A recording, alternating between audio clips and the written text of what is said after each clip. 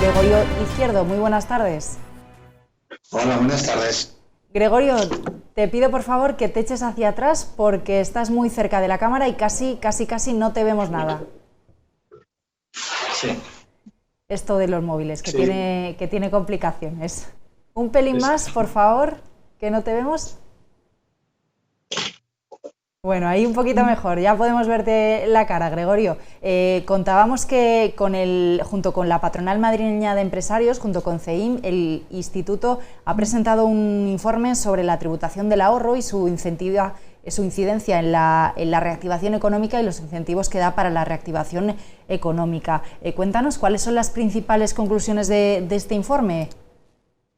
Bueno, en primer lugar, buenas tardes. A mí me gustaría comentar la importancia que tiene la imposición patrimonial desde el punto de vista de la competitividad regional y desempeño económico. Entonces, hemos analizado que algunas medidas que se plantean, como armonizar los impuestos patrimoniales para el conjunto de España e igualando la alza, pues es un error que puede suponer un coste importante en crecimiento económico porque podríamos penalizar el ahorro, penalizar la inversión, penalizar la productividad y, por tanto, penalizar el crecimiento. Lo que estamos evidenciando es que los impuestos son instrumentos necesarios para recaudar, pero también la forma en que se instrumenten y se distribuyan en el conjunto de figuras del sistema tributario genera importantes efectos en términos de eficiencia y equidad. Y que las figuras más importantes desde el punto de vista de distorsiones provocadas en el mundo son los impuestos patrimoniales. De hecho, en el conjunto de Europa ya no existe impuesto de patrimonio. Y la mayor parte de los países de Europa ya no tienen impuestos de sucesiones a nivel testimonial. La mayoría de los países de la Unión Europea no tienen impuestos de sucesiones o tienen a nivel testimonial. Y sin embargo, con este entorno comparado, España está apostando por mayores impuestos en este ámbito. Eso es lo que nos preocupa y lo que hemos puesto de manifiesto en este informe. ¿Cuáles son las peticiones o las recomendaciones que hacéis después de haber puesto esto de relevancia en el informe?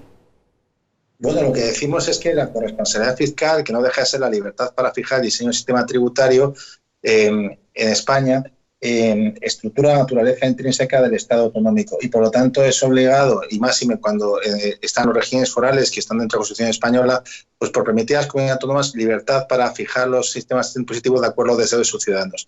No tiene mucho sentido pensar que estamos en un Estado autonómico, dar cada vez un mayor porcentaje de gasto público a gestionar por las comunidades autónomas y de forma simultánea restringir la libertad para poder fijar los impuestos.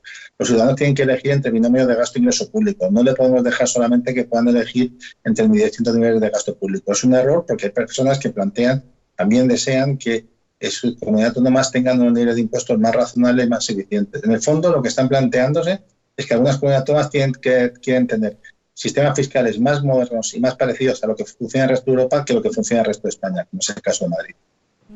Y por otro lado, en el informe también habláis de economía sumergida. Es uno de los problemas que suceden en España, una merma al final para la recaudación tributaria.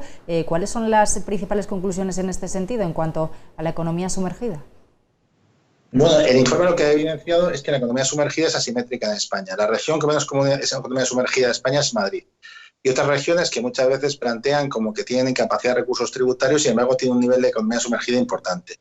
Por lo tanto, antes que plantear que los que tienen menos economía sumergida deben subir sus impuestos, lo que tienen que hacer es reducir la economía sumergida en sus regiones, porque en el fondo hay una competencia desleal entre aquellos que no hacen tributar todas sus bases imponibles y lo que lo están haciendo. Paradójicamente, existe una correlación muy fuerte entre nivel de tributación de presión normativa y economía sumergida. Esto es, aquellas comunidades autónomas que tienen impuestos más gravosos en la práctica provocan economía sumergida. Por lo tanto, una manera de reducir la economía sumergida sería tener impuestos más eficientes, más razonables, a los efectos de que tributen todos. En aquellas regiones se produce una asimetría entre los que tributan y los que no tributan. Sin embargo, las regiones con impuestos mejor diseñados, como el caso de Madrid, todos tributan, aunque a la postre y además tributan de forma mejor. El caso de Madrid es paradigmático, porque los contribuyentes madrileños son los que más aportan en términos per cápita, son los que menos economía sumergida tienen y a su vez tienen un efecto importante. Son a su vez los que más contribuyen al conjunto del sistema. Precisamente la región que mejor desempeño, más contribuye, más y mejor paga impuestos, no creo que sea un sistema a erradicar. Precisamente sería mejor una referencia a imitar por los demás. Pues tomamos buena nota de las conclusiones de este informe. Gregorio Izquierdo, muchísimas gracias por acercarnos las principales conclusiones del estudio que habéis avanzado sobre el ahorro, sobre los impuestos, sobre el movimiento, sobre todo interesante esto último, la asimetría que se genera con la economía sumergida en las comunidades autónomas. Buenas tardes. Muchas gracias.